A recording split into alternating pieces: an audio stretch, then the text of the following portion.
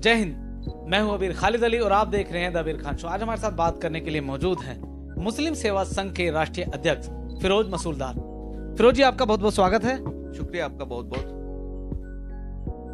आजकल मुस्लिम सेवा संघ आरएसएस की तरह ही काम करने लगा है। जब भी कोई राजनीति देश के अंदर कहीं भी होती है तो मुस्लिम सेवा संघ आके कूद पड़ता है। आज किसान आंदोलन कर रहे हैं।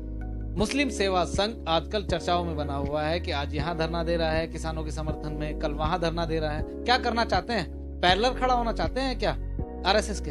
बिल्कुल नहीं, ऐसा कुछ भी नहीं है कि किसान इस देश का मूल निवासी बाशिंदा है और उसी पे देश चलता है। 70% किसान है इस देश में, जिनका एमएसपी पे जो उन्होंने उस कानून को जो रिजेक्ट किया है, कुछ तो मकसद होगा उनका।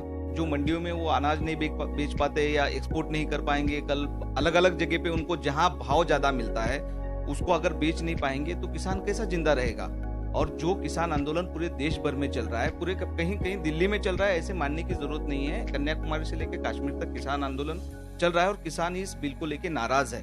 ये चीज को समझना होगा, सरकार को भी ये चीज को समझना होगा। किसी के एक का राजनीति का मुद्दा नहीं है, ये किसी के पेट का सवाल है। तो उसको समझते हुए सरकार को इस पे बैकफुट पे जाना चाहिए। उनकी जो मांग है उसको समझ के लेके, उनको सुन के, जहां सरकार 10-10 मीटिंगें करके 10-10 उनके साथ में बैठक करके सोल्यूशन नहीं निकाल पा रही है, तो ये सरकार की नाकामयाबी हम समझते हैं और हम किसान आंदोलन को पूरी तरीके से समर्थन दे रहे हैं, पूरे देश भर में दे रहे हैं। लेकिन सरकार बार बार कह रही है कि ये लोग आतंकवादी हैं, ये लोग खालिस्तान की मांग करते हैं, ये लोग जो धरने पर बैठे हुए हैं वो किसान नहीं है।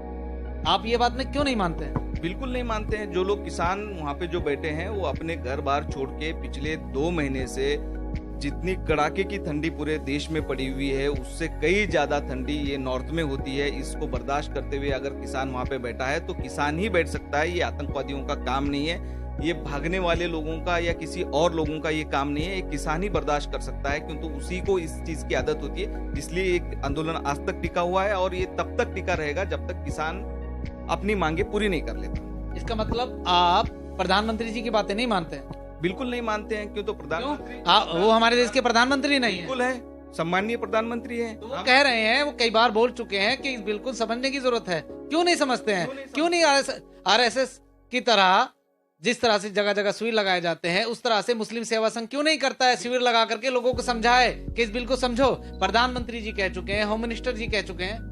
वो तो अपनी मन की बात में कह रहे हैं, किसानों को जाके कहिए। वो जहां किसान आंदोलन चल रहा है, जहां भी किसान बैठे हुए हैं बड़े पैमाने पे, चारों बॉर्डर आज दिल्ली के उन्होंने बंद करके बैठे हुए हैं, तो किसान आंदोलन को जाके वहां पे बात करे, उनसे किसानों से सीधी बात करे। वो अपनी मन की बात में या पार्लियामेंट में इस आवाज को उठा के, उससे कुछ भी मतलब निकलने वाला नहीं है, उससे कुछ भी हासिल होने वाला नहीं है। जिनका मुद्दा है उनसे तो बात नहीं कर रहे हैं। वो अपने मंत्रियों को अलग अलग जगह पे भेजकर, वो जहां गाँव में किसान हैं उनको बरगलाने की कोशिश कर रहे हैं। उनको अभी आपने देखा कि जो 26 जनवरी को जो मसला हुआ उसमें वो किसान नहीं थे, ये प्रूव हो चुका है। जिन लोगों ने उत्पात मचाया, जिन लोगों ने इतना सारा चीज देश को अपमानित करने का जिन लोगों ने काम किया, वो किसान नहीं थे, ये प्रूव हो चुका है। यानी किसान अपनी मांगों को लेके बहुत ही देशभक्त है, बहुत ही देश के हित में काम करना चाहती है। देश को आगे लेके जाने के लिए वो इस कानून को रद्द करना चाहते हैं। ये माननीय सम्माननीय मोदी जी को समझना चाहिए और उनसे सीधी बात करनी चाहिए।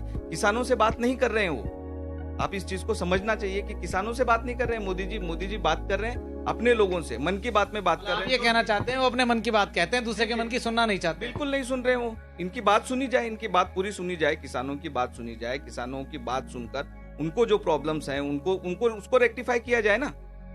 उसको रेक्टिफाई नहीं किया जा रहा है। किसान आंदोलन में एक चीज हो रही है, अब बार बार एक चीज अपने को देखने को मिल रही है, पूरा देश उस चीज को देख रहा है, सारे न्यूज चैनल्स हैं, सोशल मीडिया है, ये सारी चीज उन तक पहुंचाने की कोशिश कर रही है, लेकिन प्रधानमंत्री जी के कान पर जूं तक रेंग नहीं रही है।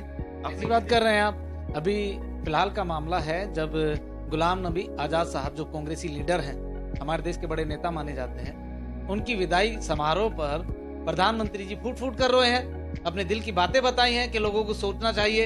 यहाँ तक कि उन्होंने आंदोलनकारियों को आंदोलन जीवी बोल दिया। इससे ज्यादा क्या चाहते हैं आप? बिल्कुल आंदोलन जीवी है, ये देश आंदोलन जीवी है, तभी तो देश आजाद हुआ है, तभी तो भी आंदोलन किए गए थे। और रही गुलाम नबी आजाद साहब के विदाई पे रोने की बात, तो ये एहसान जाफरी के भी इस पे रो लेते। जो 2002 के दंगे हुए जिनमें एक पार्लियामेंट को जिंदा जला के मारा गया, तो उस पे भी थोड़ी देर लोड लेते, उस पे भी कुछ बात करते।